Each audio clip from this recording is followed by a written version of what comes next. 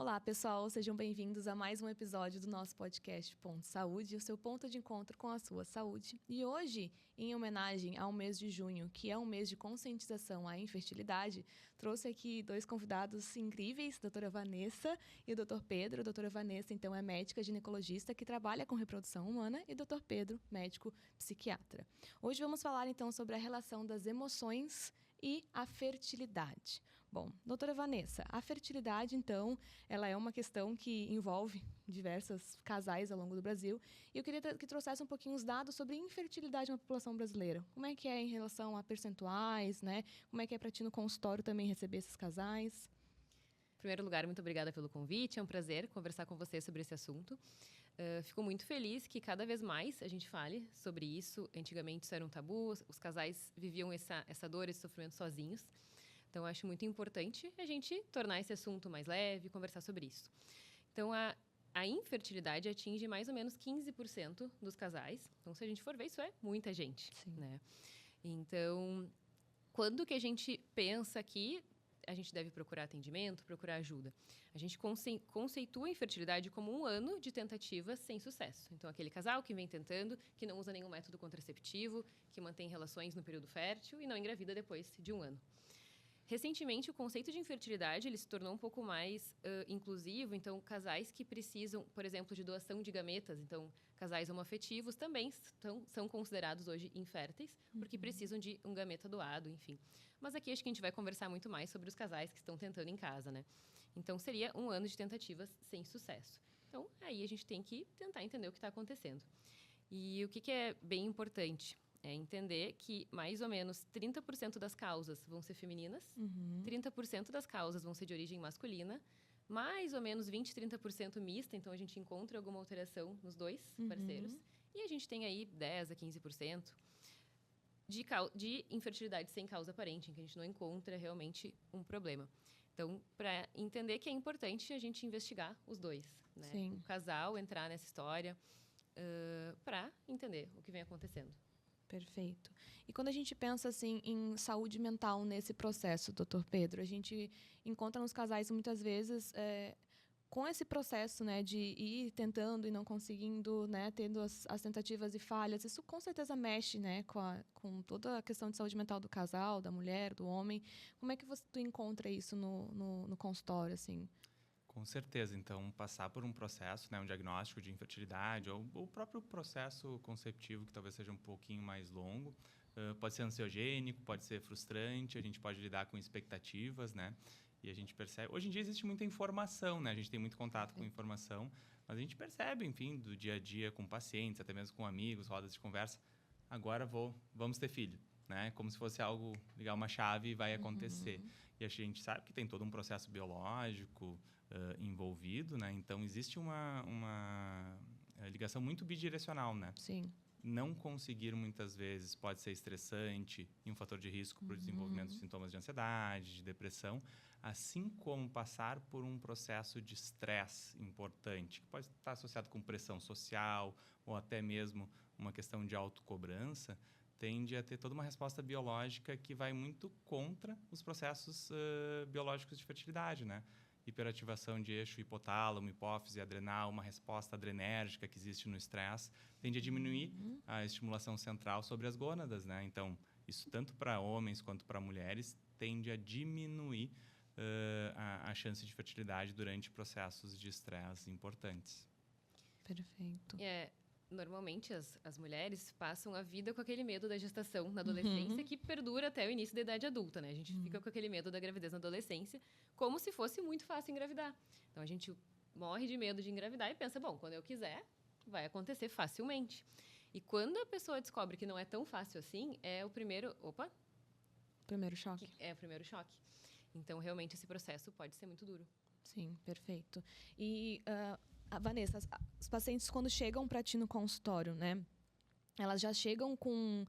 tu identifica durante o processo, né? Que é uma paciente que daqui a pouco precisa ser encaminhada para um acompanhamento mais em conjunto com uma equipe de terapia. Como é que é? Vocês têm alguma equipe que possa trazer o amparo dessa paciente? Sim, a gente tem equipe para fazer esse acompanhamento. Muitas pacientes hoje já chegam com realizando terapia, realizando psicoterapia, ou acompanhamento com psiquiatra, enfim. Mas muitas estão tão focadas no processo que esquecem, né? Então, a gente vê muitas mulheres que, nesse processo, esquecem até de se cuidar. Então, chegam... É bem comum que cheguem com roupas mais escuras, muitas vezes sem se cuidar tanto, deixando a aparência um pouco de lado. Porque a vida fica focada completamente naquilo ali. Sim.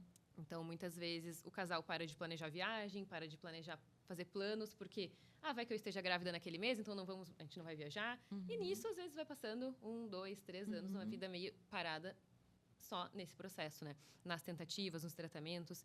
Então, muitas vezes, eles não pensaram em outras alternativas, em procurar atendimento, em conversar sobre isso. E, nesses casos, eu costumo oferecer, sugerir o acompanhamento, né? Então... Depende um pouco do perfil. Tem gente hoje que chega um pouco mais cedo. Essas pacientes, então, que param e já percebem, bom, não engravidei, já se passaram poucos meses, mas por uma questão de ansiedade já vem. E nesse caso, a gente primeiro vai tranquilizando, não direciona diretamente ao acompanhamento. Mas para quem está nessa jornada há mais tempo, já passou por mais insucessos, com certeza o acompanhamento é muito importante. Algo que eu lembro os pacientes de procurarem também, né? Existe algum dado, Pedro, de que algum tipo de terapia específica pode ser benéfico para esses pacientes? Sim, existem dados bem robustos até. Tem uma meta-análise, que é uma análise, né, de conjunto de ensaios clínicos randomizados de 2022, que analisou 3.600 pacientes nesses 29 estudos, comparando principalmente técnicas de terapia cognitivo-comportamental, né, psicoterapia cognitivo-comportamental, muito focada em técnicas que usam o eixo corpo-mente para reduzir exposição ao estresse emocional. Então, aqui a gente está falando sobre técnicas como respiração diafragmática, mindfulness, né, que seria, então, o uso de meditação e consciência corporal. E o que aconteceu? Houve um aumento de sucesso conceptivo de 43% no grupo que usou terapia cognitivo-comportamental com técnicas do eixo corpo-mente em relação aos grupos placebo, né? Então, é um aumento de sucesso muito robusto, dados bastante interessantes. Não quer dizer que esses pacientes tivessem algum diagnóstico prévio de depressão ou de ansiedade. Simplesmente saber manejar momentos de intensidade emocional, ter uma consciência corporal maior, aumenta a chance de sucesso conceptivo. E esses eram casais que já tinham diagnóstico de infertilidade. Então, eles já estavam tentando há pelo menos um ano, né? Claro. E isso é muito importante, porque o primeiro conselho que as mulheres escutam é relaxa, né? Que tu vai Mas engravidar. como, né? Como? Só eu quero muito relaxar, como, né? Então, eu acho que isso é algo muito importante da gente trazer essa informação, né? Existem técnicas, existem formas de tentar diminuir essa ansiedade, esse estresse, com ajuda, né? Sim, e eu acho que é bem importante essa questão do cuidado, né? Como tu mesmo falou, Vanessa, as pessoas às vezes ficam nesse foco e é completamente normal, né? Porque é o maior sonho da mulher, do casal, é ter a criança, né? E é muito difícil desvincular disso e voltar a prestar atenção para a vida pessoal, até a vida do próprio casal. Então, é válido estimular também uma melhora de estilo de vida, de uma atividade física para tentar relaxar ou fazer algum hobby que a pessoa não tenha. Isso é algo presente na prática de vocês?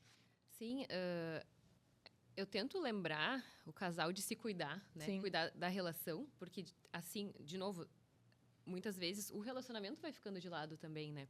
Isso é super importante para os dois. Sim. Os dois têm um impacto importante disso.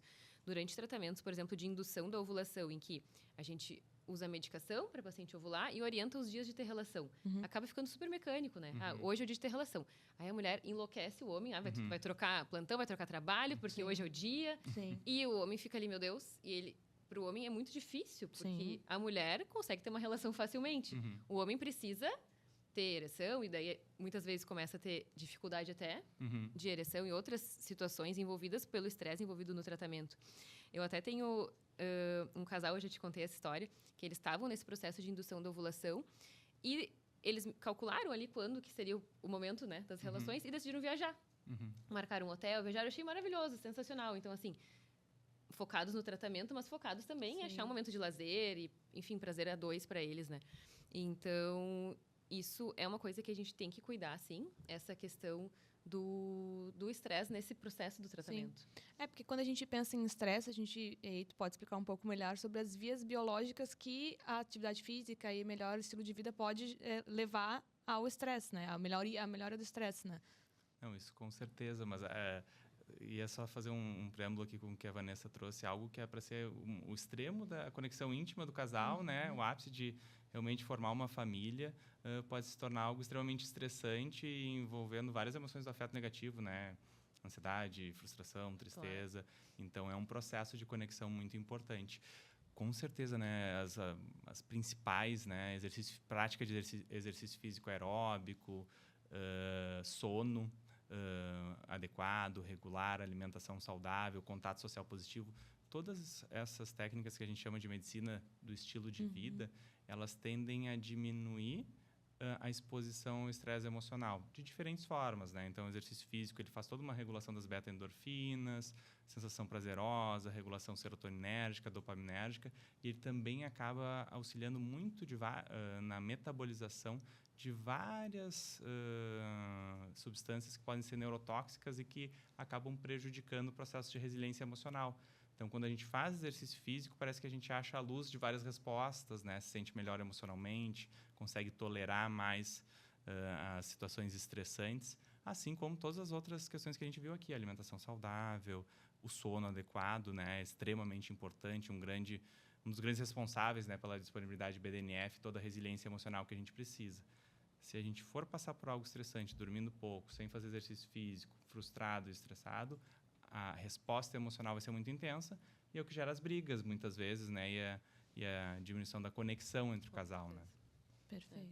E quando a gente pensa nessas questões hormonais, assim, porque a gente sabe que durante o processo, qual for que seja, né, o tratamento que esse casal vai receber, muitas vezes envolve a utilização de alguns hormônios, né?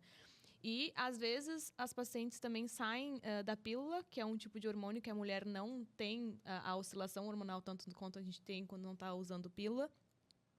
Como que isso afeta?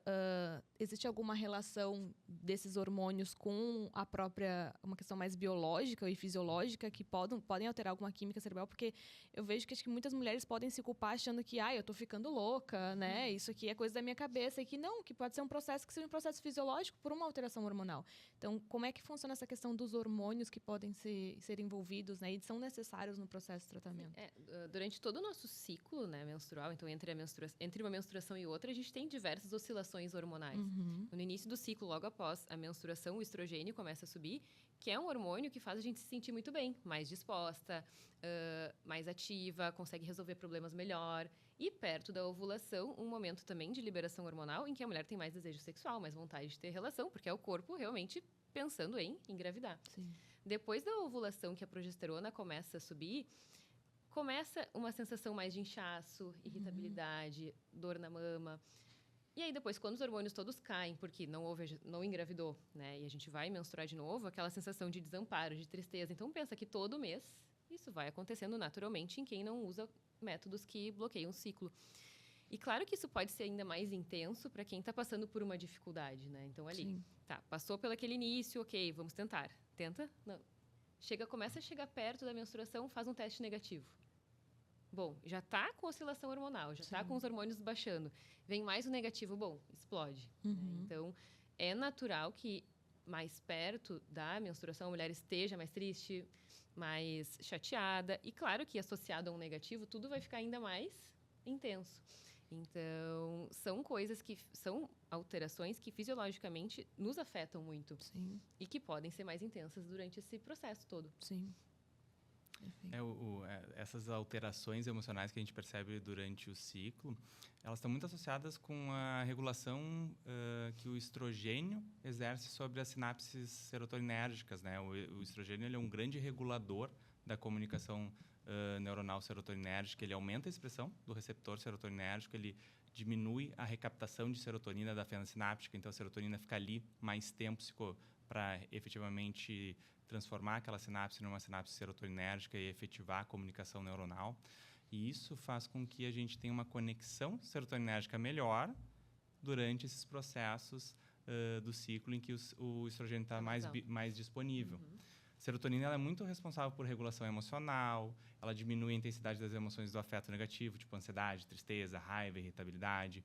Tem uma associação forte com apetite, com o ciclo sono-vigília, capacidade de concentração e também com percepção de autoimagem.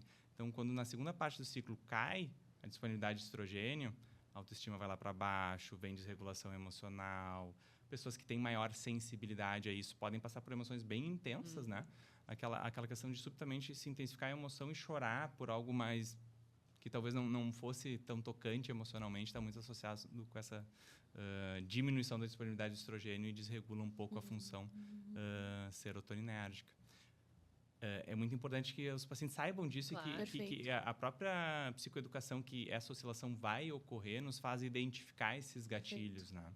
Eu acho que essa é a maior importância, assim, das mulheres saberem, porque no momento que tu sabe, tu consegue identificar o teu ciclo, tu sabe, essa semana eu não vou estar muito legal, eu sei que eu vou estar autocrítica, eu sei que eu vou me culpar mais, então também isso, e trabalhar com um parceiro, né? Isso. Olha, essa semana eu não vou estar muito legal, talvez vai ser uma semana que eu já vou estar um pouco mais fechada, né? E me corrija se eu estiver errado, né? Muito provável que vai ser uma semana que essa paciente já vai se culpar mais em relação ao processo, já vai achar que não está dando certo, né? Que aconteceu alguma questão ali. Então, eu acho que vale essa informação para as pacientes que se sintam acolhidas no sentido que toda mulher, né, vai passar por isso, né? Algumas, enfim, né, vão usar pílula, não vão usar, né? Não vão ter isso. Mas em algum momento, assim, quando for a necessidade, não querer engravidar, vão passar por essa questão. E essas pessoas que estão nesse processo, né, eu acho que isso é muito importante para não se culpar e achar que ela que é errada, né? Eu que estou desgastando o meu relacionamento, eu não estou conseguindo passar por esse processo de uma forma tão tranquila quanto deveria.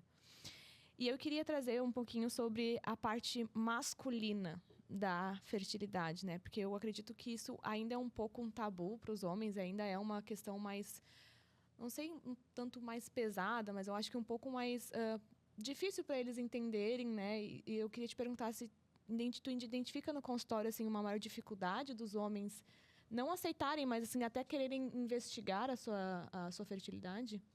A gente sempre fala, né, nas consultas, que a gente vai investigar um casal. Sim. Então, a gente tem exames para a mulher, exames para o homem, e a gente vai entender a dificuldade do casal, sem colocar culpa em uma pessoa, Perfeito. em um dos dois, né? Então, tentar cuidar muito isso. Antigamente, era mais difícil para os homens fazerem exames.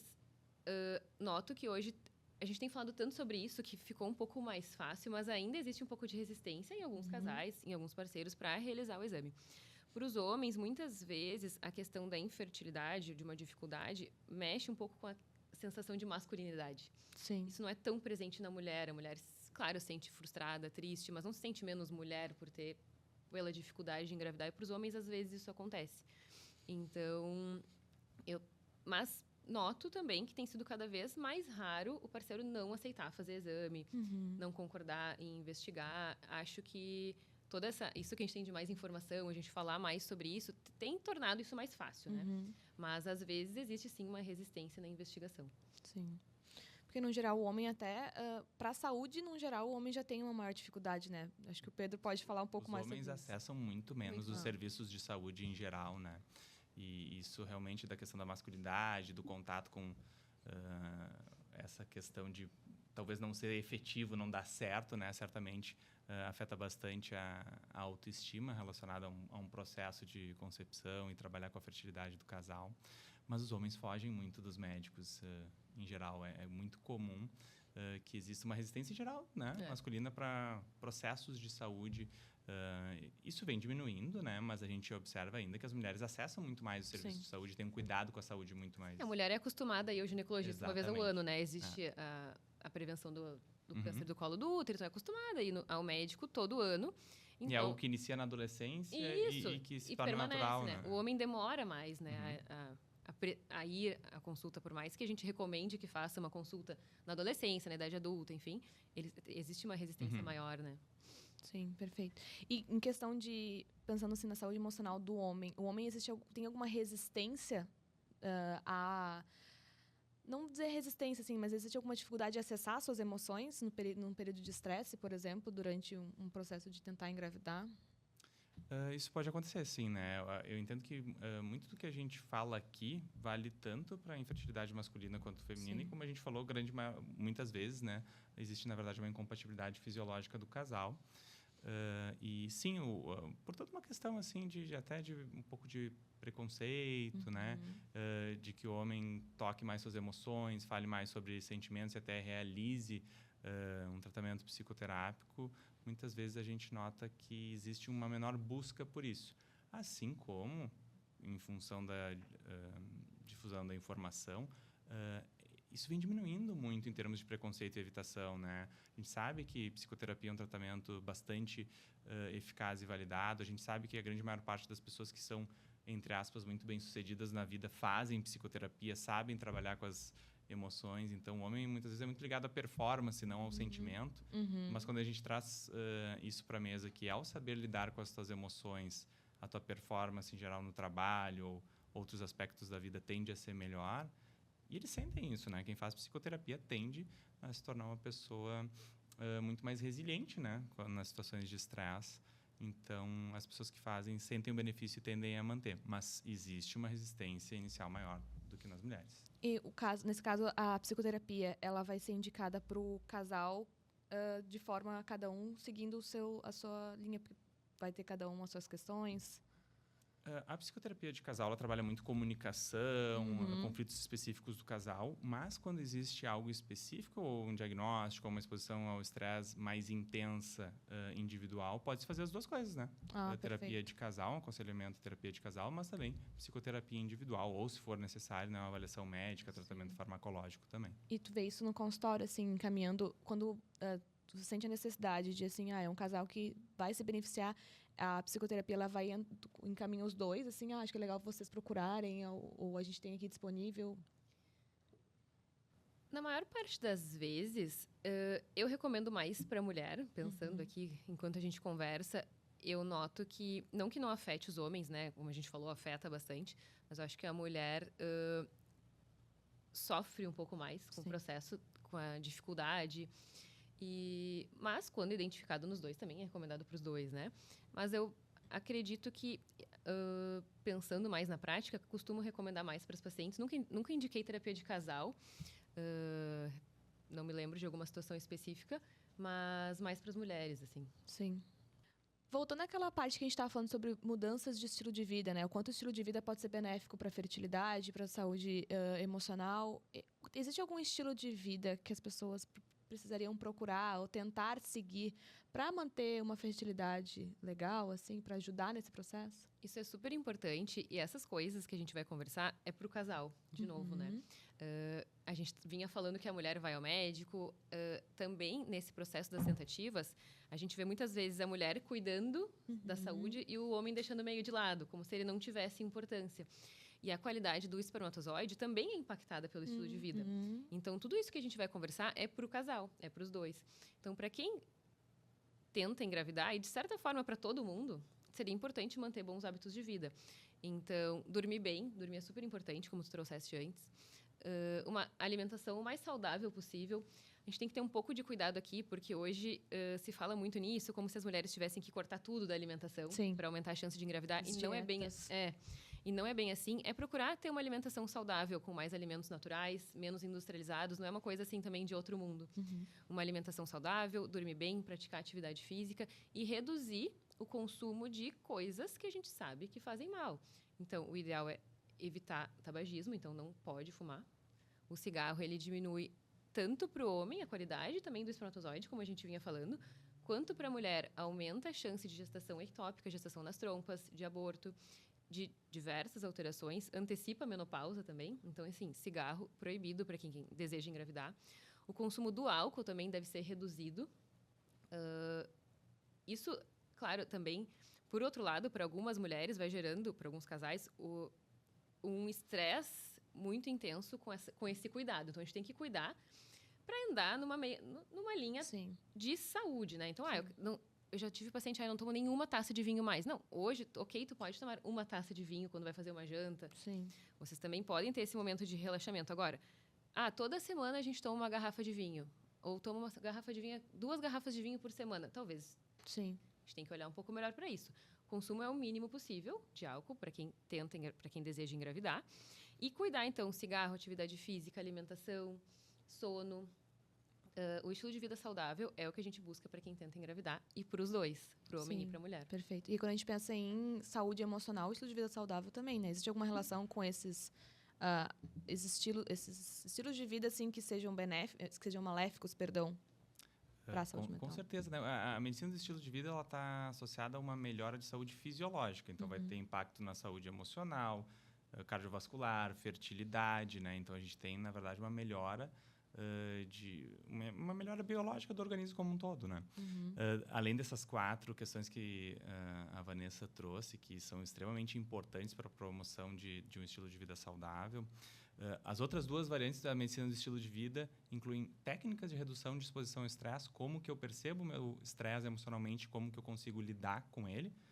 Aí entra mindfulness, técnicas de respiração, percepção emocional e do pensamento, ou simplesmente entender quais hábitos que realmente promovem estresse excessivo, né? Poxa, se eu estou trabalhando 12, 14 horas por dia em algo que me faz sentir estressado, não vai adiantar a respiração nem o mindfulness, porque vai ser intenso demais, né? E também conexões emocionais positivas, contato social positivo. As amizades, a família, as pessoas com que o relacionamento em si, com que a gente só de estar do lado já se sente bem, sabe? Aquela pessoa que às vezes a gente não precisa nem falar nada, mas já tem uma conexão, uma energia leve, positiva, nos faz sentir bem. Promover esses hábitos também entram dentro das técnicas de medicina do estilo de vida. E com certeza, né? Tem toda uma linha somente para restrição do consumo de álcool, tabaco e outros possíveis vícios, né? Outros possíveis hábitos que sejam prejudiciais para a saúde. Então, o álcool é uma substância muito neuroinflamatória e inflamatória para o organismo em geral.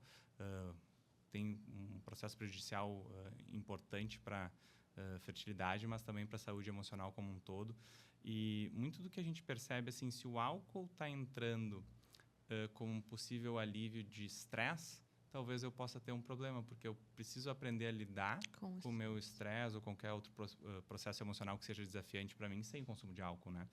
Porque ele tende a se expandir quando acontece assim. Então, se tirar o álcool é um grande problema, talvez o álcool já seja um problema. Então, a gente precisa mostrar para as pessoas que álcool não é saudável, né? Acho que cada vez mais isso é entendido, né?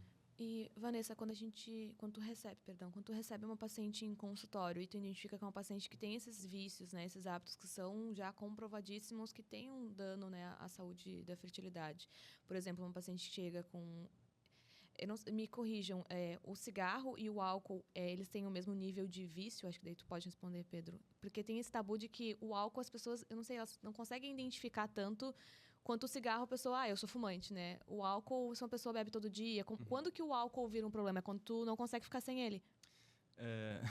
É algo um pouco mais complexo, né? Tem diferentes problemas que podem estar associados com o consumo de álcool, né? Então, por exemplo, se eu tenho um consumo excessivo de álcool e isso me causou um prejuízo, eu já posso ter alguma questão diagnóstica em relação ao álcool. Por exemplo, se eu consumo álcool, vou dirigir, bato meu carro e me machuco alguém, isso já é um problema, mesmo que eu não consuma álcool todo dia.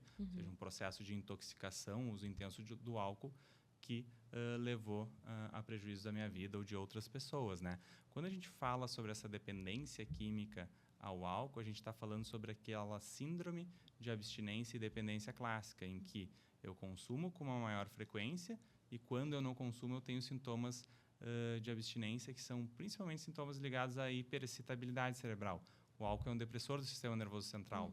Na ausência dele, então, vou ter os sintomas clássicos como ansiedade, tremores, angústia, oscilação de pressão arterial, em casos mais graves, até convulsões, né?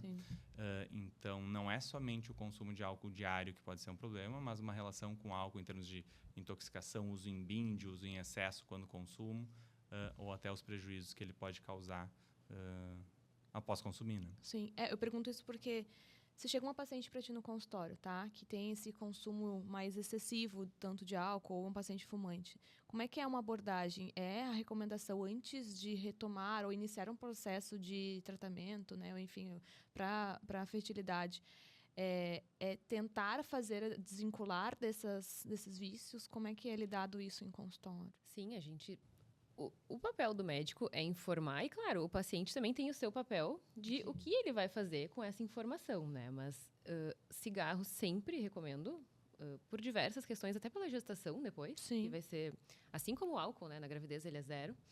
Então, sempre a gente aborda isso como uma forte sugestão de cessar esses hábitos antes de tratamento ou de seguir com as tentativas. E existe algum período prévio, assim, a mulher precisa ficar, o que seria o ideal, assim, uma pessoa que tem o costume, um hábito de consumir álcool, por exemplo, que seja socialmente. Existe algum período, Não. assim, eu preciso ficar 6 meses limpa? Não existe isso. Imediato, assim. Sim. Não. E uma coisa que eu queria trazer só, de uma dificuldade das pacientes, essa questão da conexão, porque geralmente o que a infertilidade pode causar é justamente o contrário, o isolamento social. As mulheres se sentem... elas sentem que elas não querem mais conversar com outras pessoas, porque é aquilo, o assunto de quando vai vir a gestação, vocês estão tentando. Então, muitas, principalmente as mulheres, nesse processo, às vezes acabam se isolando, e quanto isso faz mal também, né? Acabam não indo mais em encontros da família para evitar as perguntas. Chega uma fase também em que muitas amigas estão grávidas, aí fazem chá revelação, chá de fraldas, aniversário de 1 ano. E as mulheres também começam a evitar esses eventos, muitas vezes, para não ter que enfrentar essa dor que é tão presente.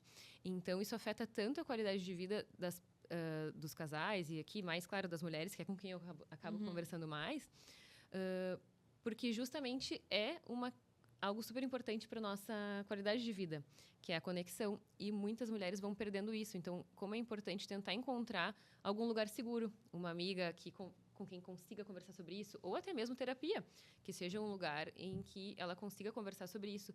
Porque a gente vê na infertilidade um isolamento social, muitas vezes.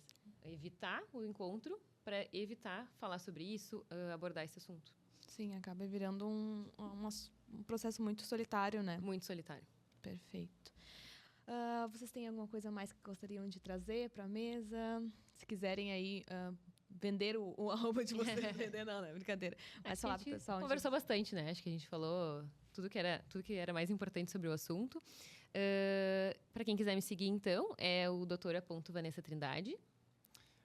Acho que foi incrível a conversa, né? A gente sempre aprende muito vindo aqui. Agradeço pelo convite e podem me encontrar, então, no arroba Pedro Brelli também. Perfeito. Eu acho que é uma baita conversa com 2 profissionais super renomados e inteligentes em todas as áreas. E eu acho que a informação para todos os ramos, né, da medicina e da saúde no geral, ela é o que é mais importante, porque a gente tem, hoje em dia, cada vez mais desinformações aí pelo mundo, e acho que as pessoas se empoderarem de informações e saberem que muitas vezes elas não estão sozinhas, né, existem outras pessoas passando por isso, e talvez aquilo que ela esteja passando, outra pessoa passou e é normal. Acho que também cria um pouco de união entre as mulheres que estejam passando por isso, entre os casais que estejam passando por isso.